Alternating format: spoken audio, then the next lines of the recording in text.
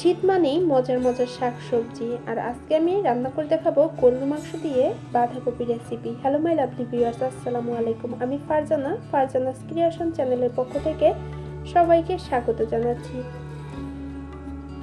কাছে দূরে দেশ দেশের বাইরে যে যেখান থেকে আমার ভিডিওটি দেখছেন, আশা করব সবাই ভালো এবং সুস্থ আছেন।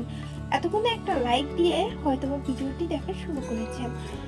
প্রিয় বন্ধুরা, দেখতেই পাচ্ছেন আমি প্রথমেই গরুর মাংস নিয়েছি। আজকে এই গরুর মাংস দিয়ে আপনাদের সামনে একটি রেসিপি শেয়ার করব। পুরো ভিডিও জুড়ে সাথে থাকবেন এবং একটি গঠনমূলক কমেন্ট রেখে যাবেন। এখানে দেখতে পাচ্ছেন একটা কড়াইয়ে পরিমাণ মতো তেল দিয়ে নিয়েছি। এর মধ্যে আমি পেঁয়াজ বাটা, রসুন বাটা এবং আদা বাটা দিয়ে নিয়েছি এবং কষিয়ে নিচ্ছি ভালোভাবে। কষানো হয়ে গেলে এখানে আমি কাঁচামরিচ বেটে দিয়ে দিয়েছি। এর মধ্যে হলুদের গুঁড়ো, মরিচের গুঁড়ো, জিরা ধনিয়ার গুঁড়ো, এগুলো সবকিছু দিয়ে আবার ভালোভাবে কষিয়ে নিব। রান্না কিন্তু সবাই পারে, কিন্তু তারপরও এক একজনের রান্নায় এক এক রকমের স্বাদ হয়। আর অনেকে আছেন যারা নতুন রাঁধুনি, তারা কিন্তু রান্নাটা পারেন না।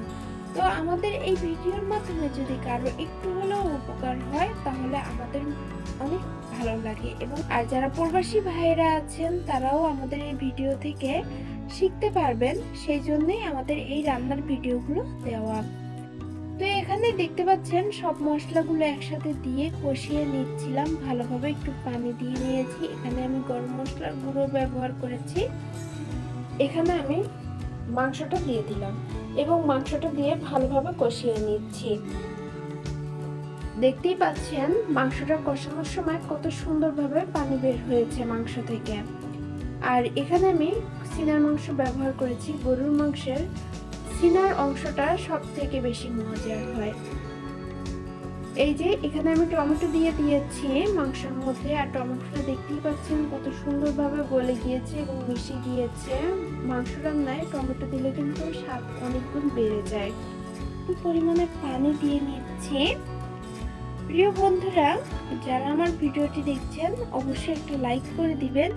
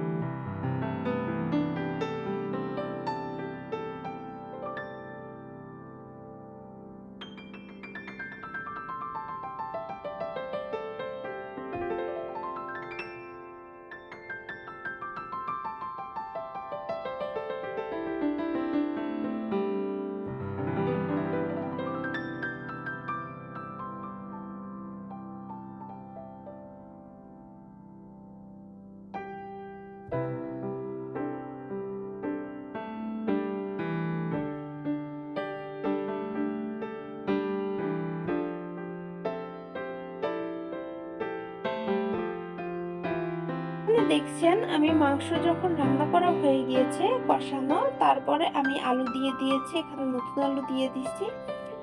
তার সঙ্গে এখানে কিছু বাঁধাকপি দিয়ে দিয়েছি এবং বাঁধাকপি এবং মাংসগুলো ভালোভাবে রান্না করে নিয়েছি পরিমাণ মতো ঝোল দিয়ে। বাঁধাকপি দিয়ে মাংস রান্না কে কে খেয়েছেন অবশ্যই